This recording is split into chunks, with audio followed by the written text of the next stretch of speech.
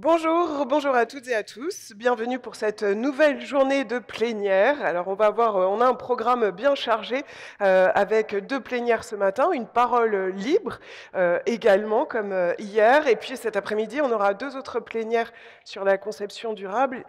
Et ensuite, on aura les trophées de l'innovation. Mais je voudrais commencer tout de suite, et puis tout le monde est prêt, pour cette première plénière de ce matin qui concerne les territoires, les liens entre les territoires et les organismes HLM. Comment est-ce qu'on peut améliorer les synergies au niveau local entre les organismes HLM et les territoires où ils sont implantés? Comment est-ce que leurs relations a évolué? On va voir ça, comment ça se construit. Est-ce qu'il y a une culture commune qui se construit? On va voir tout ça lors de cette plénière. Et je m'approche de mes invités qui sont déjà là présents. Christophe Bousco, directeur général de Horn Habitat, bonjour et bienvenue. Olivier Fressé, directeur général des logis SIEMP, qui développe une offre de logements sociaux à Paris en Île-de-France. Laetitia Vidal, directrice générale de Pierre Passion, filiale du groupe Midi Habitat et administratrice de Procivis Immobilier. François Rieux, président du groupe Habitat en région, groupe BPCE Caisse d'épargne, bienvenue. Et enfin François-Xavier Dugourc, vice-président du conseil départemental de Côte-d'Or, président de l'USH Bourgogne-Franche-Comté. On va voir un petit peu, on va faire ça en 3 temps. Le premier temps, je voudrais qu'on voit, justement, je parlais de culture commune, voir est-ce qu'on arrive à créer une culture commune entre les territoires et les organismes HLM. Alors juste deux précisions, vous avez toujours la possibilité de poser vos questions comme hier, par téléphone ou bien en scannant le QR code qui va s'afficher. Comme ça, voilà, au fil de l'eau, moi j'ai une tablette et je vous pose les questions, je les relais auprès de nos invités. Et on a Fanny Didou qui est par ici, que vous allez voir apparaître, et surtout vous allez voir apparaître ses dessins au fur et à mesure. Donc Fanny Didou est facilitatrice graphique, elle va croquer nos échanges et on pourra commenter ça tous ensemble. C'est assez intéressant de voir comment est perçu le débat et cela en dessin. Alors je vous proposais déjà de faire un point un petit peu sur cette culture. Est-ce qu'elle se travaille? Est-ce que vous arrivez à créer une culture commune? Je vais commencer par vous, Christophe Bousco. Est-ce que vraiment on peut parler de l'émergence d'une culture commune entre territoire et organisme HLM? C'est une évidence. Mais vous savez, avant de répondre complètement à la question, la thématique du congrès aujourd'hui, c'est les qualités du logement Tout à social. fait. Alors, il est certain que le logement social n'a que des qualités. Ça devrait être un peu plus dit partout en France et notamment auprès de On peut le dire ce certains qui matin. le critiquent. Et faut le redire, il faut le dire que nous avons beaucoup de qualités. Et une des qualités essentielles du logement social, c'est la qualité relationnelle avec les élus, puisqu'on ne peut pas construire du logement social ou gérer du logement social sur le territoire sans avoir à le faire avec les élus locaux, qui sont nos donneurs d'ordre quelque part, mais nous ne sommes pas seulement des prestataires ou des fournisseurs lambda, puisque nous sommes durablement inscrits sur le territoire par notre présence de longue durée. Bon, je parle pour les offices publics de l'habitat qui ont une centaine d'années. Moi, je suis directeur d'un organisme qui est un office, mais c'est valable pour mes collègues de SEM ou de SH. Il y a une inscription, un ancrage territorial très fort. C'est vrai que les lois de décentralisation ont permis aux collectivités, et avec toutes les lois qui ont succédé, d'aller davantage vers la co-construction de nos travaux ensemble, c'est-à-dire l'habitat et les collectivités territoriales. Mais il est clair que sans une ville, sans le territoire, un bailleur social ne peut rien faire. Et donc, nous, on appelle à un partenariat fort. C'est ce qui existe dans beaucoup de territoires. Je pense que notre collègue de Paris le dira et François-Xavier le dira pour ce qui le concerne dans la Côte d'Or. Mais c'est effectivement un sujet majeur. Et est-ce que vous avez Territoire l'impression de et organisme ensemble. Est-ce que vous avez l'impression de participer davantage justement aux documents d'urbanisme qui sont réalisés par les territoires? Je pense au plan local d'urbanisme, des choses comme ça. Est-ce que vous êtes vraiment partie prenante de tout Alors, ça?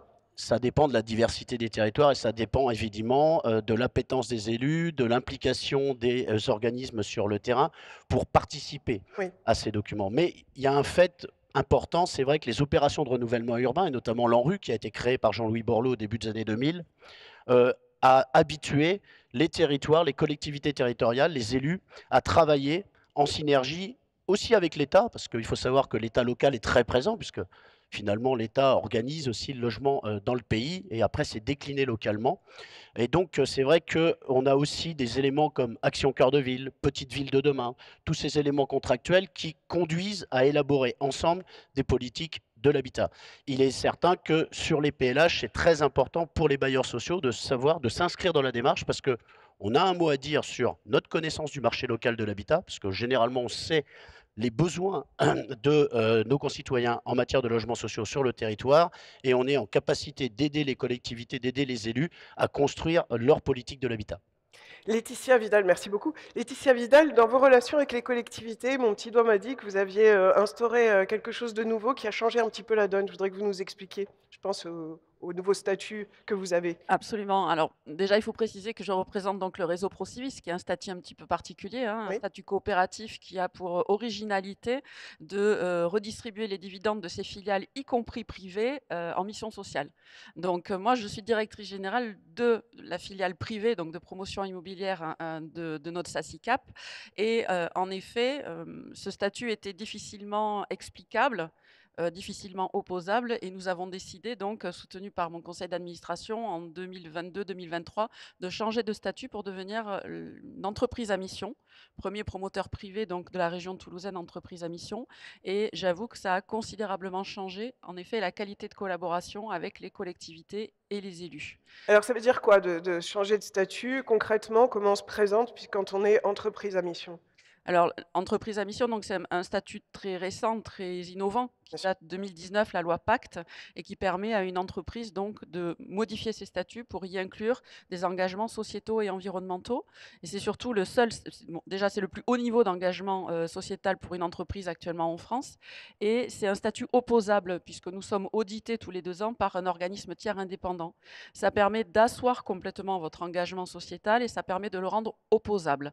Et ça, c'est vrai qu'on passe, alors avec en plus l'image de la promotion privée qui est pas toujours très revalorisée.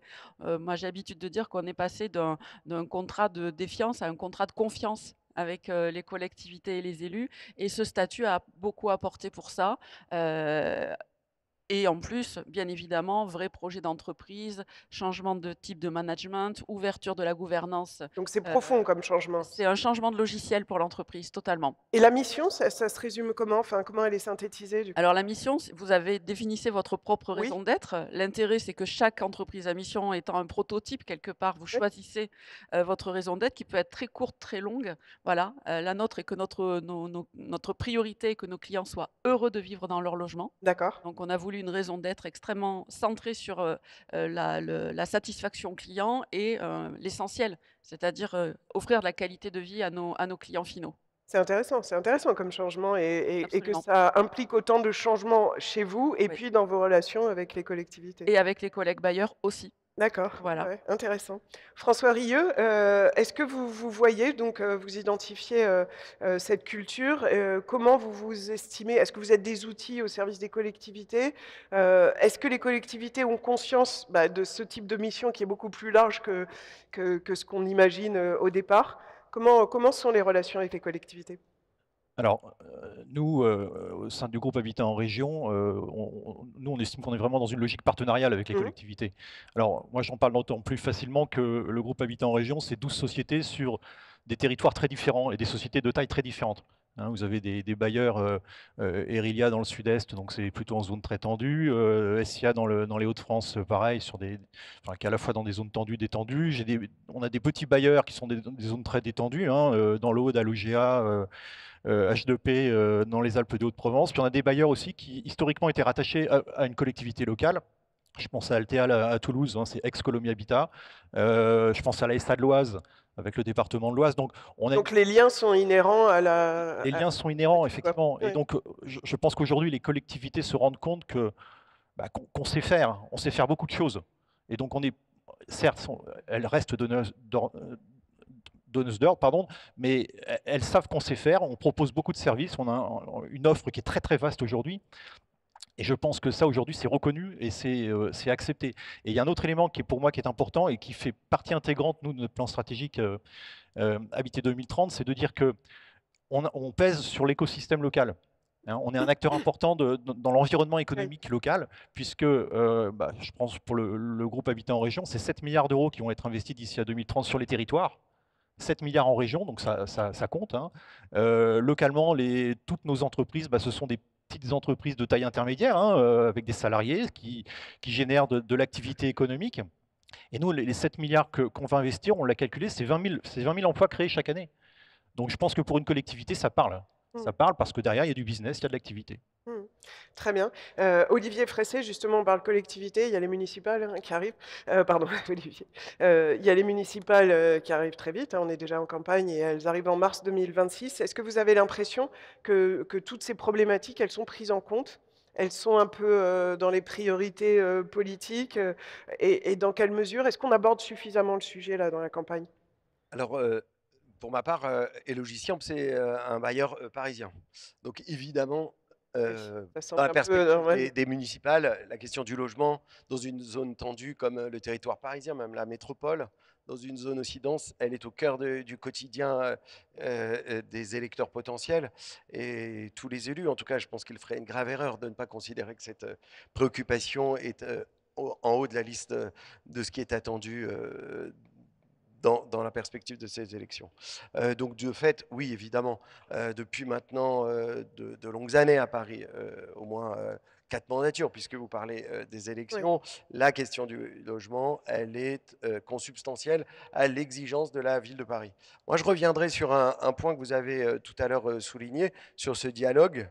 Bon, à Paris, dans le cas de figure très, très particulier de Elogiciamp, comme les deux autres bailleurs, le dialogue avec la collectivité, il est nécessairement plus simple, j'allais dire, que sur d'autres territoires, puisque nous avons une seule collectivité en Oui, face de nous, ça la ville de dépend aussi Paris. du type, oui. Et par ailleurs, celle-ci est actionnaire d'Elogiciamp. Mais en tout cas, ce dialogue, cette culture partagée, elle est permanente. Vous avez évoqué tout à l'heure le PLU.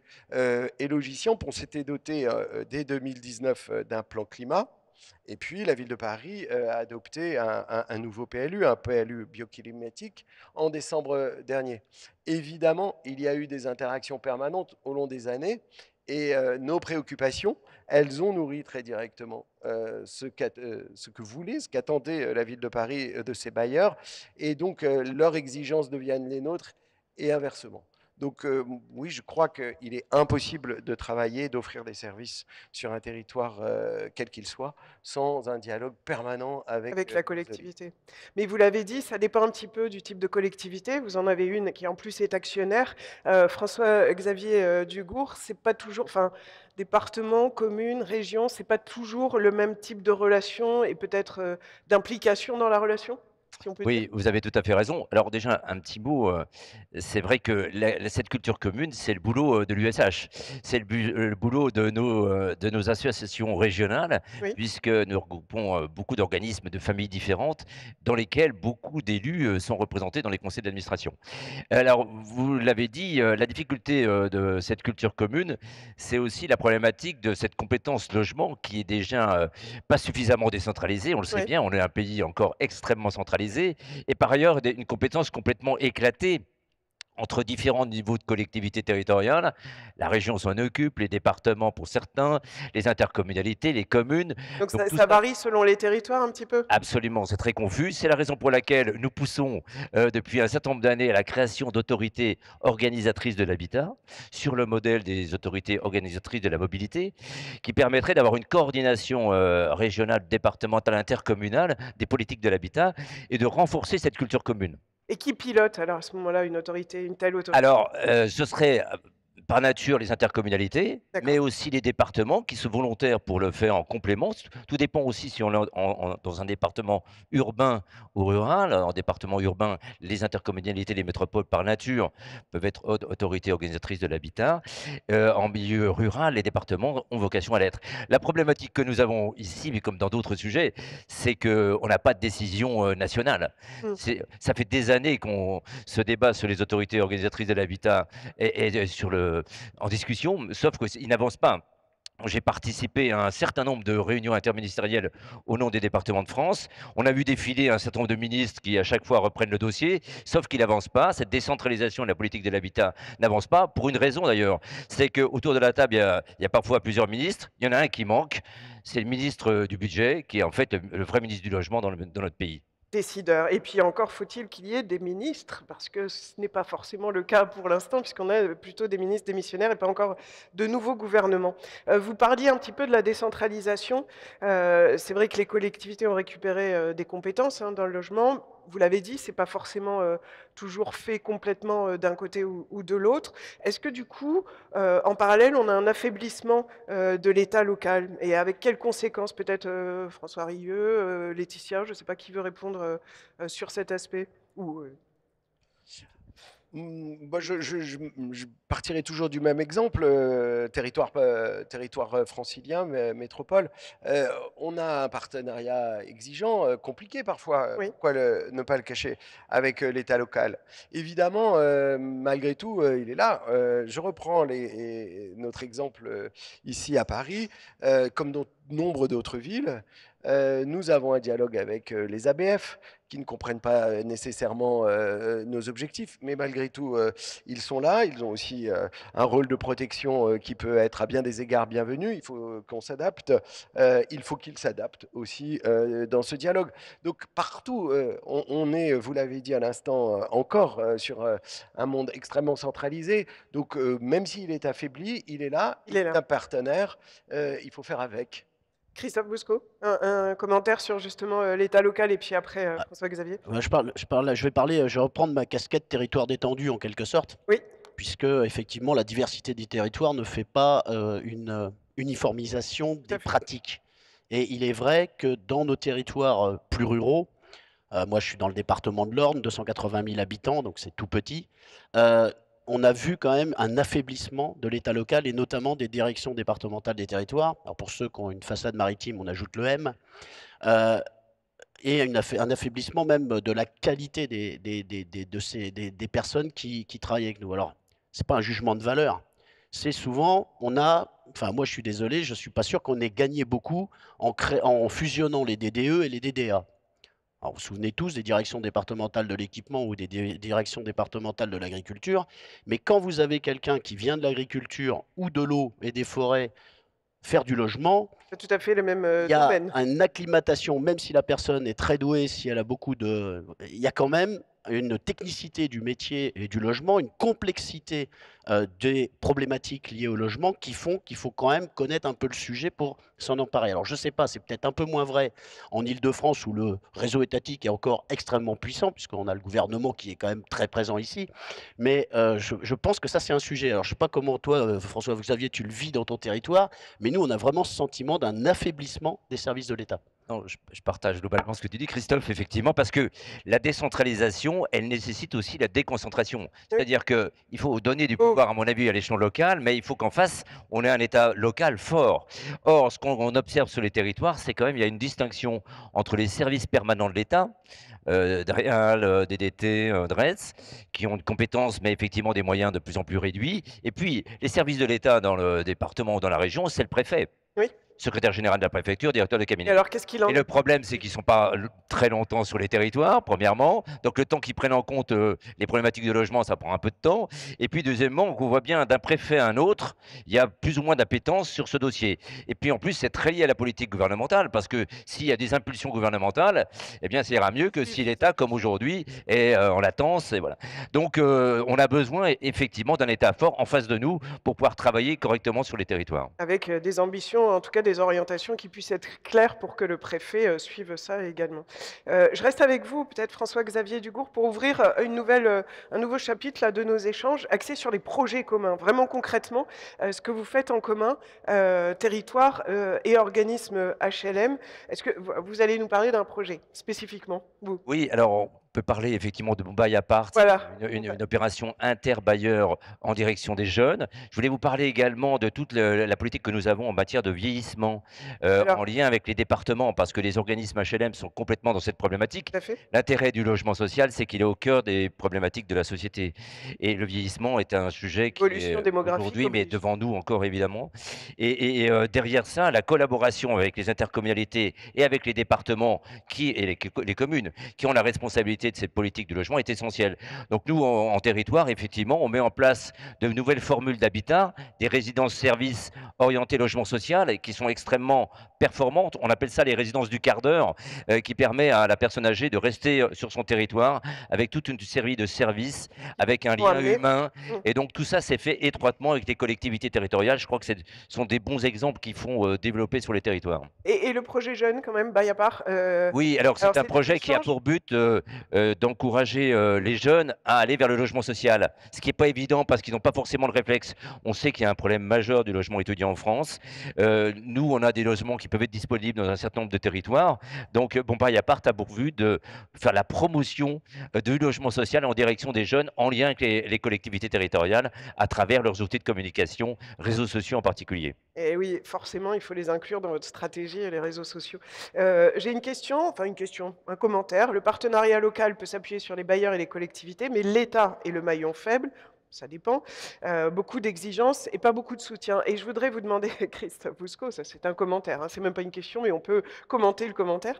Euh, dans les projets communs, ce qui marche bien, et vous en parliez tout à l'heure, vous avez parlé de l'ANRU, vous avez parlé d'Action Cœur de Ville, c'est aussi quand il y a des grands programmes comme ça qui sont lancés par l'État, qui là, pour le coup, donnent cette impulsion dont parlait François-Xavier, et ça marche, ça fait des petits localement. Ah oui, enfin, nous, on peut l'illustrer par des exemples. Moi, je vois, par exemple, pour Action Cœur de Ville, sur un territoire pourtant assez étroit, nous, on a 4 villes qui sont concernées dans le département.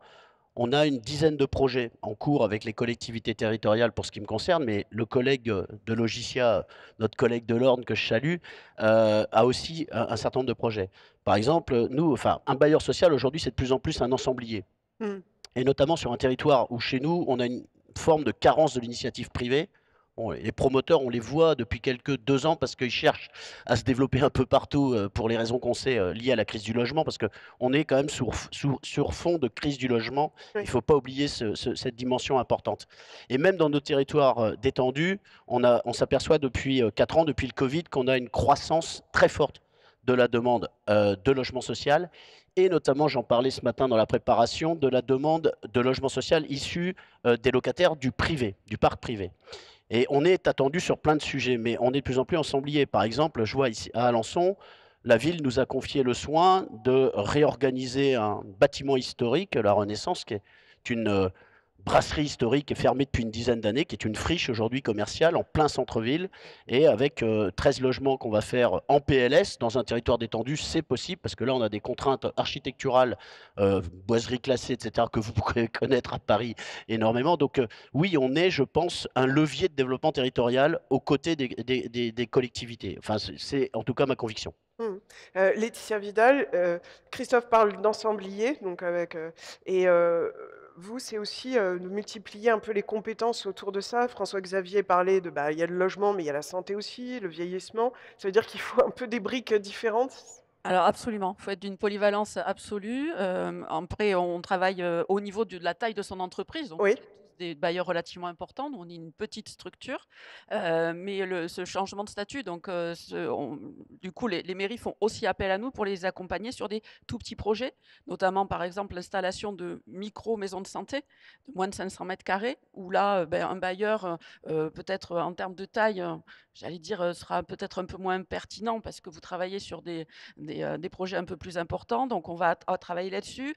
On a accompagné un exemple très, très opérationnel, une mairie de la première couronne toulousaine qui crée son jardin maraîcher municipal pour notamment approvisionner en légumes, fruits et légumes, les écoles. Voilà, l'entreprise va les accompagner, alors déjà physiquement, par des journées d'intervention de mécénat sur le jardin et par une représentation une grande proximité Voilà, donc il faut être en effet très polyvalent et très agile pour maintenant répondre aux besoins des Et très ouvert, innovant dans les absolument. thématiques que Il faut vous rien pouvez non, il traiter. faut rien s'interdire. Ah. Voilà, de la santé au jardin maraîcher. Ouais, c'est pas mal, c'est un grand écart. François Rieu, Olivier Fressé, d'autres exemples? On parle légumes. Est-ce que côté transition écologique, il y a aussi des projets communs qui peuvent être initiés sur ces sujets, même si on les oublie de temps en temps, mais qui sont quand même devant nous, quoi? Alors, nous, chez Habitat en région, on a plein d'exemples hein, qu'on pourrait vous citer. Beaucoup de projets, je vais en citer un ou deux. Moi, j'ai un projet en tête, c'est où on est également ensemblier, enfin, on est aménageur en fait, hein. On Oui. participe activement à la construction de la politique de la ville. C'est dans les Hauts-de-France, à Capelle-la-Grande, c'est sur la communauté d'agglomération de Dunkerque, hein. Vous savez sur ce territoire-là, il y a des besoins énormes hein, avec la construction, l'installation de gigafactories. De gros Euh, projets économiques et de développement. Absolument. Et là, donc c'est notre bailleur dans les Hauts-de-France, c'est Habitat. Sur un ensemble de 20 000 m², bah là, on est aménageur. Donc, on participe avec les élus, avec les usagers, avec les techniciens de la communauté urbaine de Dunkerque, hein. Tous les mois, il y a des réunions techniques pour créer un quartier, pour créer tout un environnement. Alors, ça va effectivement de logement, des sujets de mobilité douce, de la crèche, enfin, tout ce qui fait un quartier, en fait, tout ce qui contribue à créer la politique de la ville. Voilà, donc ça pour moi c'est un bel exemple. Après j'en ai un autre sur Colomiers, hein, sur Toulouse avec le réaménagement urbain du quartier du Pelvoux, où là c'est un ensemble qui est en train d'être complètement réhabilité et les équipes d'Altéal en profitent pour raccorder une maison des associations et toutes les installations sportives, les gymnases, au réseau de chaleur en fait avec une chaufferie à bois qui est mise en place pour chauffer tous les logements. D'accord. Voilà, donc ça je pense que c'est des beaux exemples. Et puis sur la santé également, j'ai un exemple en tête. Sur Marseille avec Erilia qui a signé un partenariat avec l'APHM en lien avec la métropole hein, pour favoriser le logement du personnel de santé. C'est un axe fort hein, chez Habitat en région. On a signé une trentaine de conventions justement avec des hôpitaux pour favoriser Mhm. la proposition de logement pour le personnel de santé. On sait qu'on a beaucoup de difficultés pour loger ces personnes-là. Voilà. On y a beaucoup pensé en 2020, puis on les a un peu oubliés. Santé, sport, développement économique, il y a une question qui résume un peu ça. On compte sur le bailleur pour tout faire, y compris assurer la sécurité dans l'espace public. Est-ce que c'est encore notre rôle? Olivier, peut-être parce que je sais que vous avez encore d'autres thématiques que vous avez développées, pour les femmes notamment. Alors absolument, C'est ça, il faut tout faire, quoi. il faut tout faire, malgré la taille. Ce qui est très important, c'est ce que vous disiez tout à l'heure. Nous avons la nécessité d'agir au bout de la rue. Au coin de l'immeuble, c'est important de pouvoir aussi écouter, comprendre ce qui se passe dans notre patrimoine, dans nos adresses. Donc nous sommes un jeune adhérent à l'USH. C'est cette année la première adhésion formelle que nous avons. Nous avons un partenariat évidemment ancien avec l'AORIF. Nous avons le travail qui a été évoqué hier sur les propositions, hier dans la plénière, mais pour ceux qui n'étaient pas là, c'est une plateforme que nous partageons à l'initiative de l'AORIF et des 3 bailleurs pour que nos locataires puissent échanger leur appartement à un moment donné dans leur histoire de vie. C'est important qu'ils puissent le faire. Et de là où nous sommes, souvent nous sommes un peu trop loin où c'est question de vivre ensemble. On De ne leurs perçoit que préoccupations mal. ou de leurs besoins. Absolument. Et ça marche bien en plus. Et ça marche bien, c'est ponctuel, c'est symbolique, c'est sûrement pas encore massif, mais en tout cas, c'est La dynamique proposé. est là. Elle est là. De même, effectivement, dans notre exigence avec le travail qu'on fait avec Esperem pour protéger les femmes victimes de violences, pour dans la seconde, au plus vite, leur proposer un autre lieu de vie qui soit plus protecteur et loin de toute violence. Donc ces petites actions, elles sont effectivement aussi attendues désormais des bailleurs. Il y a une question sur la décentralisation. Alors, on revient un peu en arrière avec cette question dans notre discussion, mais c'est intéressant. Le Premier ministre, Sébastien Lecornu, a annoncé un grand acte de décentralisation. Qu'est-ce que vous attendez pour le logement social de ce projet? Je ne sais pas, qui veut répondre sur... on parlait rupture hein, au moment de la passation de pouvoir, décentralisation maintenant. On n'en sait pas beaucoup plus pour le moment. Mais qu'est-ce que vous attendriez de ça? Bien, on attend, au-delà des déclarations de micro, on attend, des actes, des faits et Ça a parce qu'on été voit un bien peu que depuis des échaudé. années, on en parle. Derrière ça, la clé, c'est d'avoir davantage de coordination des politiques de l'habitat en région et donc un dialogue encore plus étroit avec, les organismes. Mais au-delà de ça, vous savez, les élus aujourd'hui sont un peu échaudés, hein, sur la Des engagements qui ne décentralisation. sont pas tenus, des choses comme Exactement, ça. parce on nous charge un peu la barque, hein, plus de missions. La question derrière, c'est les moyens.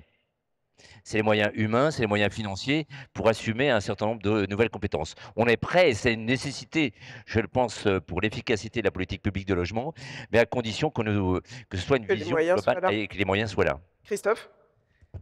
Je- Ça me donne envie de rebondir. On a un certain nombre de collectivités qui ont la délégation des aides à la pierre. Mais quand il n'y a plus d'aide à la pierre, qu'est-ce qui reste à déléguer?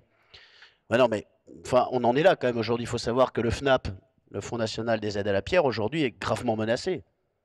On ne sait même pas si les engagements qui ont été pris auprès des bailleurs pour financer un certain nombre de leurs opérations pourront être tenus, puisque, a priori, c'est une crise de trésorerie aussi qui se profile. Enfin, je vois Jean-Luc Vidon, que je salue, qui opine, mais c'est vrai qu'on a quand même ce problème. Alors, Donc, avant de parler de immédiat. décentralisation, il Donc, faut savoir non, un petit peu sur quels moyens vous pouvez vous Et reposer. c'est une clarification dont on a besoin. D'accord. Une clarification, c'est-à-dire que l'État est souvent là où on ne l'attend pas et pas là où on l'attend. On parlait à l'instant de la sécurité publique. Mais vous savez, dans un territoire comme le mien, on a des problématiques de délinquance liées au trafic de stupéfiants et on se sent un peu seul dans le territoire et sur certains quartiers. Alors je sais qu'il y a eu des initiatives qui ont été prises par les bailleurs, mais puisque quelqu'un posait la question tout à l'heure, euh, moi je reste sur le triptyque. Tranquillité résidentielle, ça c'est notre boulot, c'est le boulot des bailleurs. Tranquillité publique, on peut y participer avec les élus dans les CLSPD, donc les contrats locaux de sécurité et de prévention de la délinquance, dans tous les dispositifs qui sont mis à d'autres dispositions, notamment avec les procureurs de la République ou avec le préfet. Mais la sécurité publique, je suis désolé, c'est le Pas régalien, c'est votre l'État. compétence. C'est l'État. Et là, si on met le doigt dans cet engrenage, moi, je pense que là, on fait fausse route parce qu'on ne peut pas se transformer en shérif. En tout cas, moi, je ne me vois pas en tant que directeur général d'un organisme me transformer en shérif et prendre cette Ça va être responsabilité. compliqué. Et vous êtes applaudi. Il y a une autre remarque, c'est sur la décentralisation toujours. C'est bien, mais attention à ne pas démultiplier les strates au risque d'avoir une organisation illisible et coûteuse. Alors je vous vois opiner du chef, Olivier, Laetitia. C'est vrai que s'il y a beaucoup d'acteurs décideurs localement, ça devient compliqué. L'empilement, voilà, les injonctions contradictoires, l'absence de dialogue entre ces couches, De coordination de peut-être. coordination, de dialogue, voilà, on le vit quotidiennement en fait. On le vit quotidiennement, Donc s'il y a décentralisation, il faut que ça soit organisé en termes de gouvernance locale peut-être. absolument. D'accord. Un commentaire, François? Oui, simplement, c'est l'idée des autorités organisatrices de l'habitat, hein. C'est-à-dire qu'il y a un chef de file sur un territoire, qui coordonne, qui travaille avec les autres collectivités, mais un responsable. Donc Ça c'est se fait possible d'organiser. sur la mobilité. Oui, Christophe. Pensez, là, récemment, on était il y a quelques jours à la DDT et entre services, hein, les bureaux sont de l'autre côté, la DEDS-PP. Manifestement, ils ne s'étaient pas parlé sur un projet commun de maison relais, quoi. Donc, il y a, vraiment, on se demande, c'est quand même pas nous qui allons coordonner les services de l'État. Enfin, des fois, quand même, on hallucine un peu, quand même, hein. L'habitude française est plutôt de travailler en silo. Ouais, non, mais, jusqu'à maintenant. mais nous, dans nos organismes, et notamment dans les offices publics de l'habitat, qui étaient calqués sur les fonctionnements des collectivités territoriales. Alors, je ne critique pas les collectivités territoriales, j'en viens aussi, hein, donc, mais c'est vrai qu'on avait tendance quand même à travailler beaucoup en silo. Mais aujourd'hui, on a été obligé de transversaliser, parce que pour faire tous les métiers sur lesquels nous sommes attendus, la proximité, la transition écologique, la cohésion sociale, on a besoin de transversalité. Dans nos équipes, aujourd'hui, on apprend à travailler ensemble, parce que sinon, on est mauvais, voire inefficient. Eh ben, c'est repris dans le dessin de Fanny Didou. On a besoin d'un État fort pour travailler ensemble. Pas de décision nationale. Bon, on fera sans. Bah oui. Impossible d'offrir des services dans un dialogue permanent avec, sans un dialogue permanent avec les collectivités. Donc ça reprend un peu vos échanges avec vos trombines sur le, sur le dessin également. Vous découvrirez ça plus tard. Il y a une autre question, décidément, sur la décentralisation qui intéresse beaucoup, c'est la place des communes. Peut-être François-Xavier ou François Rieu. La place des communes en complément ou en concurrence des intercommunalités et des départements. Difficile de trouver sa place pour une commune avec, les intercos autour et les départements. Je ne sais pas qui veut répondre là-dessus. Pas simple. Non, oui, c'est pas simple. Moi j'ai le sentiment que plus on est proche du terrain, mieux c'est. Donc, si la commune a la capacité à faire, bah, qu'elle fasse, hein, voilà, les élus sont vraiment en proximité. Je trouve, enfin, nous, on pense que les élus connaissent de mieux en mieux la problématique du logement. Oui. Hein. Nous, on a des exemples d'élus, même en zone très détendue, sur des petites communes, qui ont bien compris l'intérêt de travailler avec un bailleur, parce que parfois, quelques logements, c'est une vie amenée dans leur village, dans leur ville. Hein, c'est des commerces qui C'est ouvrent, un enjeu important. c'est une école qui ne ferme pas. Voilà, donc pour moi, la proximité, c'est vraiment le maître mot, parce que ouais, enfin, moi, c'est comme ça qu'on voit les choses. Ouais. Un commentaire sur ça, sur Oui, ben, l'échelle communale? le maire a la compétence du permis de construire. Et ça, pour lui, c'est une compétence fondamentale. On sait très bien que les communes ont été vidées de leurs compétences. Mais le permis de construire, tous les maires Reste à leurs mains. sont extrêmement attachés parce que c'est vraiment l'avenir de leur territoire qui est en question. Alors évidemment, ça doit s'inscrire dans des PLU qui sont de plus en plus intercommunaux, mais qui doivent avoir une participation étroite des maires à leur conception. Et puis dans l'application, il faut que les maires soient au cœur, évidemment, des décisions d'urbanisme qui concernent, parce que, comme vous l'avez dit, c'est quand même eux qui connaissent le mieux leurs habitants, leurs besoins, leurs attentes. Et l'évolution. Alors, Projet intercommunal. troisième chapitre, un peu sur la maturité, parce que qui dit projet commun, et vous avez dit qu'il y a quand même un foisonnement d'idées et de projets qui sont concrètement menés, mais il faut aussi une certaine maturité pour qu'il y ait ces synergies qui puissent prendre. Est-ce que vous avez l'impression que, voilà, que ça monte, peut-être Laetitia Vidal, est-ce que vous avez l'impression, enfin, ou en tout cas, quelles sont les conditions de réussite pour ce type de projet commun? Alors, on constate en effet une vraie prise de maturité. Alors moi, je suis sur une aire urbaine qui est Oui. Toulouse, donc enfin, la région toulousaine qui a un gros potentiel de construction. Donc oui, une vraie montée en maturité des collectivités, des élus. J'ose dire peut-être des fois un peu trop de maturité. C'est-à-dire?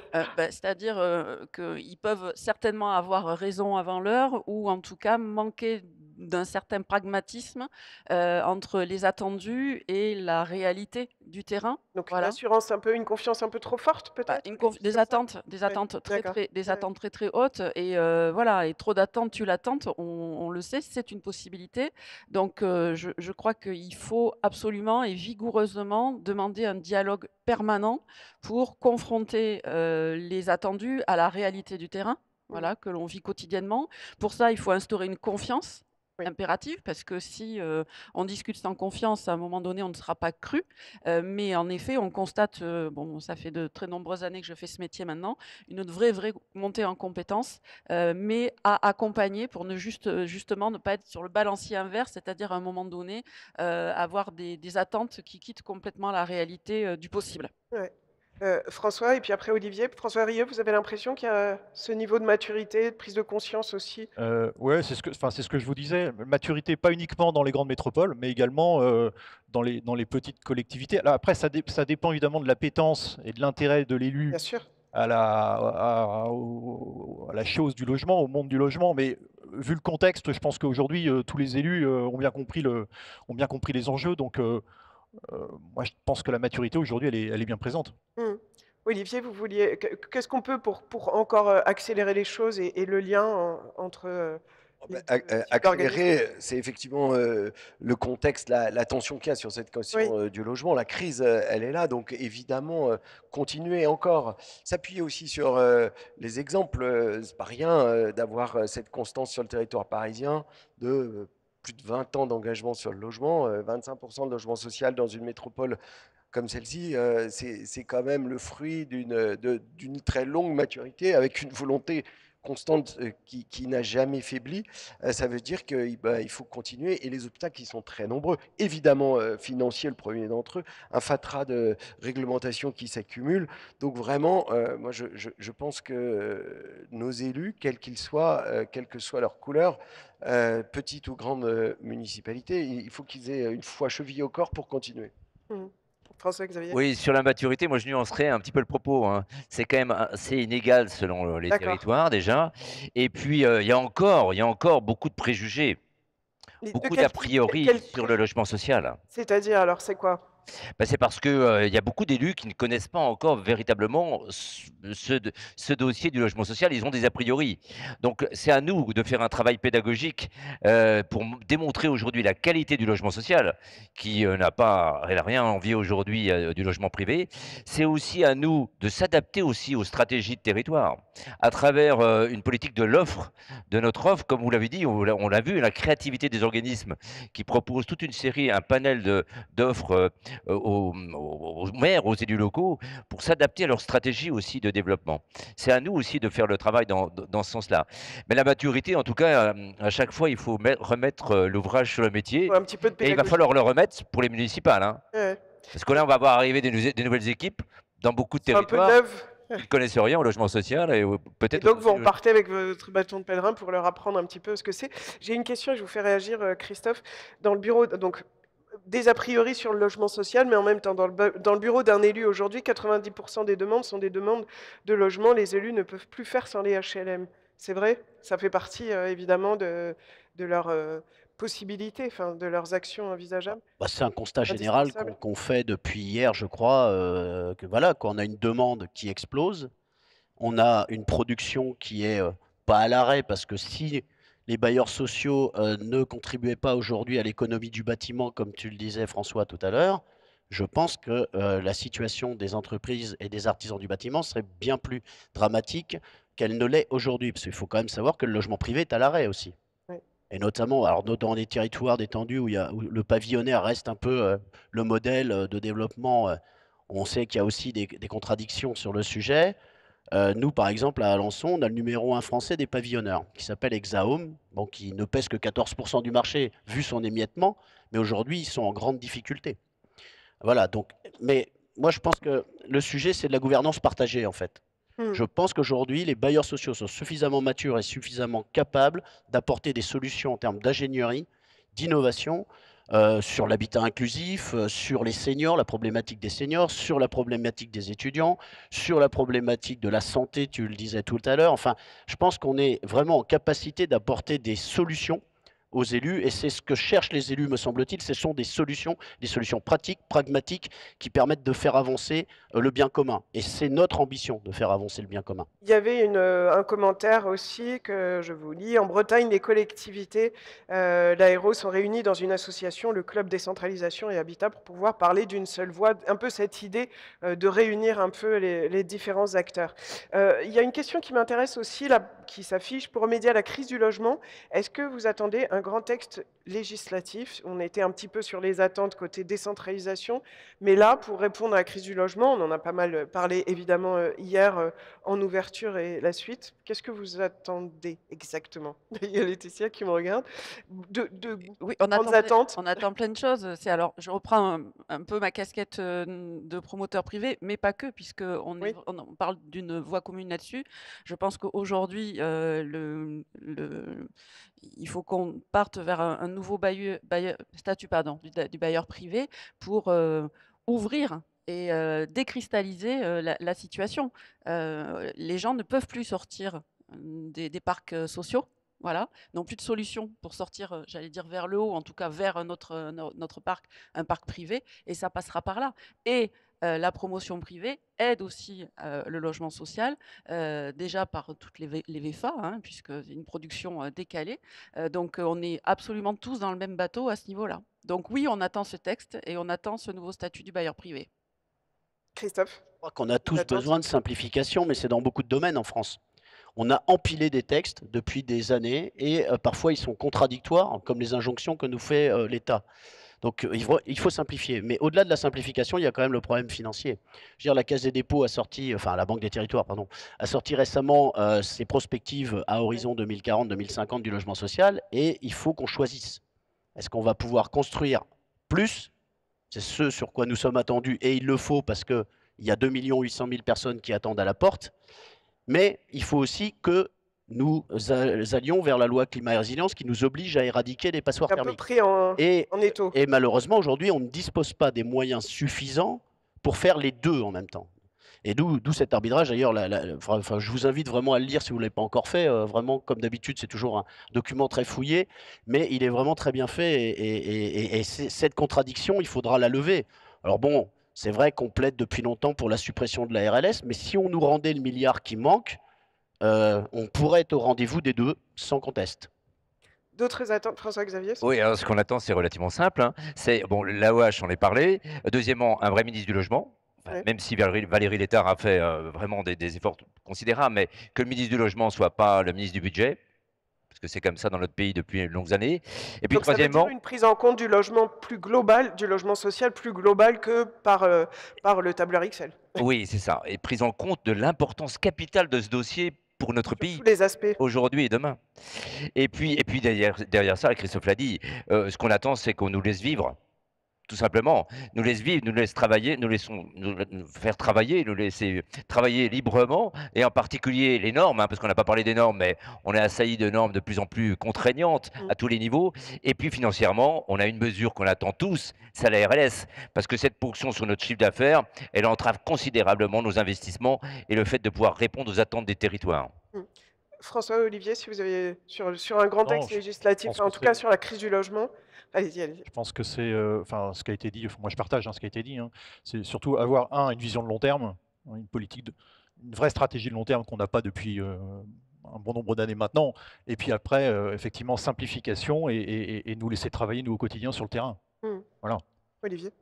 Moi, je suis pas sûr effectivement qu'on ait besoin tout de suite d'un grand texte. On a besoin de constance, de notre action elle s'inscrit Stabilité dans, et dans, de... dans la durée, et puis de ne pas casser ce qui marche. Si je pense par exemple à l'ANRU, on a un outil dont on connaît les qualités, on sait comment ça fonctionne. Cette culture partagée, elle peut à bien des égards l'incarner. Alors par exemple, on a besoin que l'ANRU s'inscrive elle aussi dans la durée sans crainte pour son existence, et ainsi de suite. Donc oui, de la constance. Et j'espère que ça ira mieux. Ok, donc pas de grande loi, hein, mais de la constance surtout, et puis les moyens pour faire toutes les actions qu'on vous demande.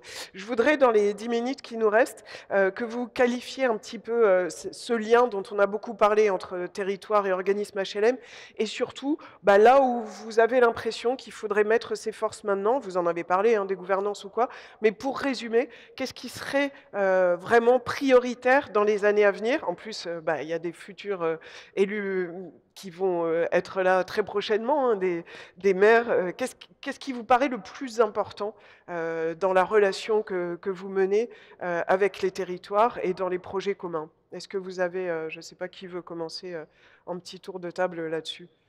Laetitia. Pour moi, le plus important, c'est la coopération et le dialogue. Sans ça, Donc poursuivre sur ce... ah ouais, accentuer véritablement et qu'il y ait une véritable écoute et qu'on ose se faire confiance en fait. Voilà, qu'on pose la défiance et qu'on ose se faire confiance parce que ça ne passera, les solutions ne passeront que par la coopération et le mélange des compétences. Et j'imagine que le sujet précédent, c'est-à-dire d'avoir un peu de stabilité et de constance, ça permettra d'aider à cette confiance. C'est indispensable qu'on puisse on sait travailler sur quoi on sur se un peu base. de long terme, parce que si on doit changer en effet de posture tous les 2 ans parce qu'il faut s'adapter, c'est compliqué. Mmh. Christophe Bousco, ce qui vous paraît le plus important Ouais, moi, je aujourd'hui? partage complètement ce que vient de dire Laetitia. C'est vraiment fondé sur la confiance et la responsabilité partagée. Parce que la confiance va aussi avec la responsabilité. Et je crois que vraiment, j'insiste beaucoup, on est passé d'une période où on était souvent considérés comme de simples fournisseurs Mmh. ou de simples prestataires.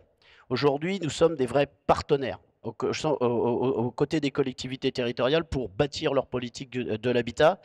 Et effectivement, moi je pense qu'on n'est pas seulement un simple outil, mais on est un vrai levier de développement territorial aujourd'hui, Ouais. et aux côtés des collectivités territoriales. Alors c'est vrai que pour un office ou pour une SEM, c'est consubstantiel, la relation à la collectivité, puisque bon, moi je suis Les parties prenantes. voilà, nous, notre gouvernance, c'est le département de l'Orne. Le département de l'Orne représente l'ensemble des élus du territoire. Et d'ailleurs, notre conseil d'administration en est le reflet. Et donc, on est forcément en lien direct et étroit avec eux.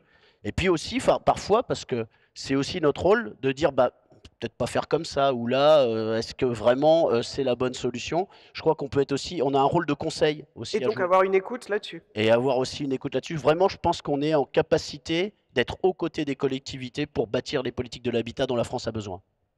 Olivier, cette qualité partenariale, puisqu'on est sous le signe de la qualité hein, avec ce congrès, Oui, moi je dirais effectivement constance, confiance, qu'on soit fier de nos réalisations. Vous le disiez tout à l'heure, on a encore à déchirer le voile de ce qu'est le logement social dans bien des communes. Donc c'est important de pouvoir s'appuyer sur ce qu'on a réalisé, ce qu'on a réalisé parfois dans un dialogue exigeant ou heurté, Oui, mais en tout cas ça existe. mouvementé aussi. Mouvementé, il y a des millions de gens que nous accueillons, c'est heureux et c'est important pour cela que les futurs élus peuvent se déchirer les mauvaises idées qu'ils peuvent avoir du logement social. François Rieu, priorité pour la relation territoire-organisme. Bon, tout a été dit, hein, confiance. Alors la confiance, ça se gagne. Hein, il faut qu'on soit légitime, et je pense que cette légitimité, de plus en plus, elle est reconnue. Après, moi, je trouve qu'il y a un point, et je trouve dans le monde du logement social, on ne communique pas trop sur ce qu'on fait, et notamment sur nos très belles réalisations. Le faire savoir. Le faire savoir. Et parce que effectivement, dans l'esprit de beaucoup, le logement social, c'est construire des logements. Mais non, il n'y a pas que ça. Je pense qu'on l'a assez dit. On sait tout faire. On sait tout faire, mais il faut qu'on le dise, il faut qu'on le fasse savoir pour gagner encore plus en légitimité. Et donc, et voilà. Et après, c'est proximité. Moi, je suis. Donc la relation de proximité. La relation de proximité, elle est essentielle. François-Xavier? Moi, il me semble qu'il y a un point important pour l'avenir, c'est de maintenir des OLS, des organismes de logement social dans les territoires. Ça, c'est un enjeu.